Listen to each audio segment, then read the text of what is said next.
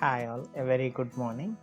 So in today's session I came with the topic female reproductive system. So in this class I will introduce about female reproductive system. So what is female reproductive system and how the ovum is developed and all. So in my next two sessions related to female reproductive system I will discuss in detail about each and every part of the female reproductive structures. So go to the lesson now. So in introduction we have the first statement: a woman's ova or egg are completely formed during fetal development. So when is a woman's ovum or egg is developed? So it is developed or completely formed during its fetal stage only. During the fetus is developed, then and there only the ovum is also developed. And at about 5th month gestation, the pregnancy period, the ovaries contain approximately 6 to 7 million oogonia, which then undergo meiosis and are matured in the oocytes. So at the month of 5 in the gestation, that is the pregnancy period, the ovaries contain approximately or very nearly 6 to 7 million oogonia, which undergoes meiosis and gets matured in the oocytes. The ovaries of a newborn baby girl contains about 2 million oocytes. So how many oocytes are present in a just born baby? There are around 2 million oocytes, and this count decreases or reduces to 3 lakh to 4 lakh by the time of a female reaches her puberty or maturity phase. When she reaches her maturity age, that is around 12 or 13, she will have the count will reduce to 3 to 4 lakhs. So next, on an average 400 oocytes are ovulated during a woman's reproductive lifetime. So we have to remember that on an average every female will produce or ovulate 400 oocytes in her reproductive lifetime, that is from when the menarche starts to till menopause. A young woman reaches puberty or maturity around 12 to 13 years of age. So this is the age where the woman's sexual reproductive phase starts. So what is the age? It is 12 to 13 years of age. And an ova is released or discharged from alternating ovaries every 28 days. So woman's menstrual cycle goes with 28 days. So every 28 days she will have the release of ova. So the release or discharge of ova occurs every 28 days from one ovary.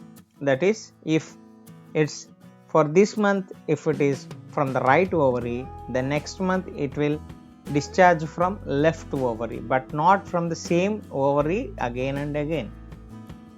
The process of production of ova starting from menarche continues till the woman reaches the age of menopause. So I have earlier mentioned this process continues. The production of ova or the release of ova from the ovary starts from menarche and it continues till the woman reaches the age of menopause, where her reproductive lifestyle or reproductive life comes to an end.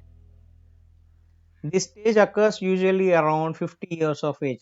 So generally when the menopause will come, it is around 50 years of age, the woman will reach her menopause stage. And oocytes are present at birth and ages as a woman gets age. So oocytes are present right from the time of birth or before the birth from the fetal stage, and they grows older as the woman gets aged and she reaches menopause stage. They also stops the production on it. This is one of the major reason for older women likely to have a hard time becoming pregnant or more likely to have children with genetic issues or defects. So this is one of the major reasons which the doctors or gynecologists say that for older women that they cannot have pregnancy at the age of 50 or 40 plus or after menopause. Why? Because the ovum will not be produced and secretions will not come. And even though if a woman has pregnancy and all, but there will be issues with the child in having genetic issues or defects. Coming to functions, what are done by female reproductive system? It produces ova or ovum.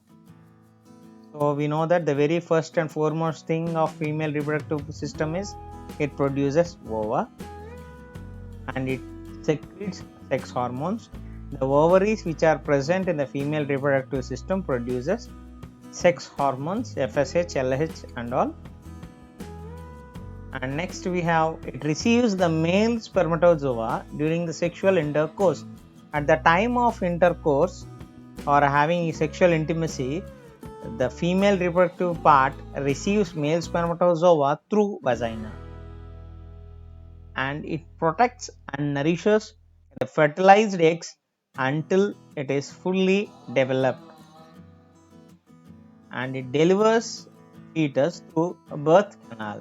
So it not only protects and nourishes the fertilized egg until it is developed, it also delivers the fetus through birth canal, and it provides nourishment to the body through milk secreted by mammary glands in the breast. So after the baby is born, it gives the nourishment by feeding milk through the mammary glands, which are also part of female structures. So I hope this you understood the concept. So in my further classes you will get a detailed explanation about external and internal genitalia of female reproductive system. Thank you.